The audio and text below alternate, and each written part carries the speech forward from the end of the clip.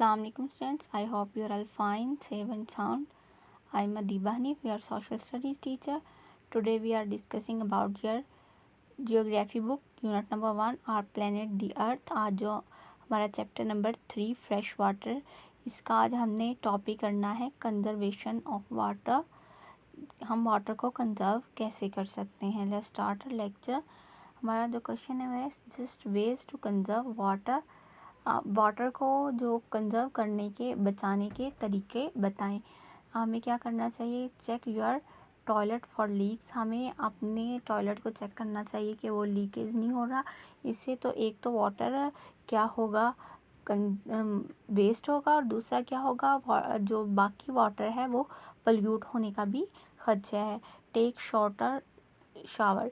हमें अपने लेवल पे वाटर को कंजर्व करने के लिए ये करना चाहिए कि हमें शॉर्टर शावर लेने चाहिए, ना कि एंजॉयमेंट के लिए हमें डीप बहुत ज़्यादा देर तक शावर लेना चाहिए।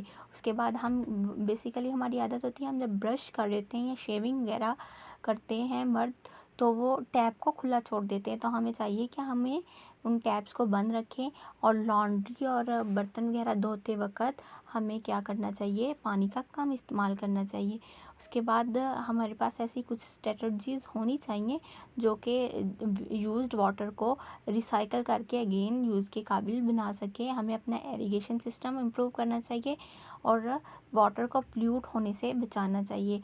ये कुछ न्यू स्ट्रेटजीज़, कुछ न्यू बातें मैंने आपको बताई हैं। इससे पहले भी हमने वाटर को कंजर्व करने के लिए कुछ मेथड पढ़े थे, आप उन्हें और इन्हें मिलाकर लिख सकते हैं। नेक्स्ट है हमारा question, how many dams are there in Pakistan, name them. Pakistan में 20 से अबाउट डैम पाए जाते हैं, लेकिन उनमें से कुछ ये मैंने आपको नेम लिख दिए हैं। तरबेला डैम, ये पाकिस्तान का सबसे बड़ा डैम है। उसके बाद वारसाक डैम है, गोमाल जाम डैम है, खानपुर डैम है और हब डैम है।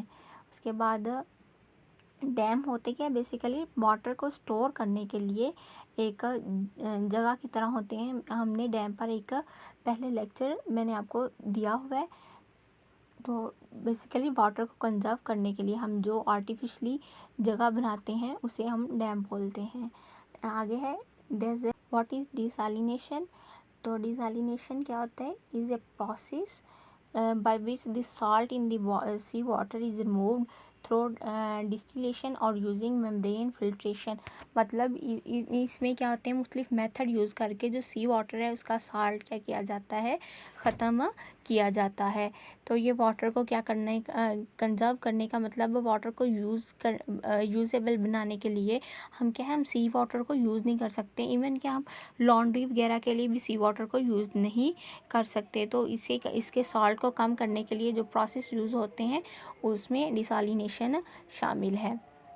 ये ऐसे प्लांट होते हैं, ये बेसिकली साहिल समंदर वगैरह के करीब बनाए जाते हैं और डैम्स वगैरह के करीब, जहाँ क्या होता है वाटर को, सी वाटर को एंटर किया जाता है और इन प्लांट्स में, और फिर क्या होता है वहाँ से वाटर को का साल्ट रिमूव करके और उसे यूज़ के काबिल बनाया जाता है। नेक्स्ट है हमारे पास व्हाट इज़, ये टू प्रोसेस हैं जिसके ज़रिए वाटर का साल्ट कम किया जाता है। एक डिस्टिलेशन, एक रिवर्स ऑस्मोसिस है। व्हाट इज़ डिस्टिलेशन, डिस्टिलेशन क्या होता है, distillation is a water purification process in which the sea water is first heated and then allowed to cool the water vapour condense to form fresh water. अब इसमें क्या होता है, जो water होता है सी वाटर, उसे पहले हीट किया जाता है और फिर उसके बाद क्या किया जाता है, कूल किया जाता है। कूलिंग के दौरान जो वाटर वेपर बनते हैं उन्हें कंजर्व कर लिया जाता है। अब उन वाटर वेपर्स में क्या होता है, सॉल्ट नहीं होता। उन वाटर वेपर्स को कंजर्व करके और वो वाला वाटर होता है उसे फ्रेश वाटर के तौर पर यूज़ कर लिया जाता है।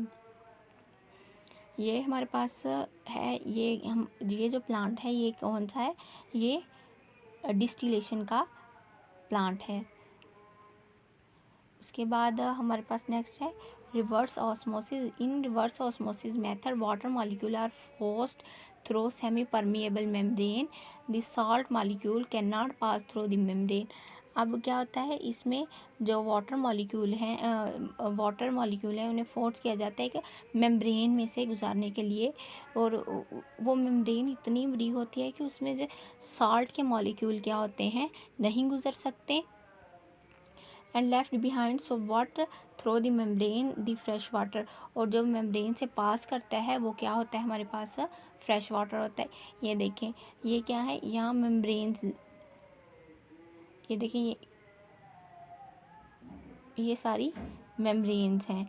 अब यहाँ से वाटर क्या है, पास किया जाता है इसमें, और जो फ्रेश वाटर है, जो सॉल्ट होता है वो पीछे मेम्ब्रेन्स में रह जाता है, और जो फ्रेश वाटर होता है वो आगे जाता है, और यहाँ उसे टैंक में क्या किया जाता है, कलेक्ट कर लिया जाता है। ओके स्टूडेंट्स, आज आपका ये चैप्टर कंप्लीट हो गया, और आपकी एक्सरसाइज के भी सारे क्वेश्चंस मैंने आपको करवा दिए हैं। ओके, अल्लाह हाफिज़।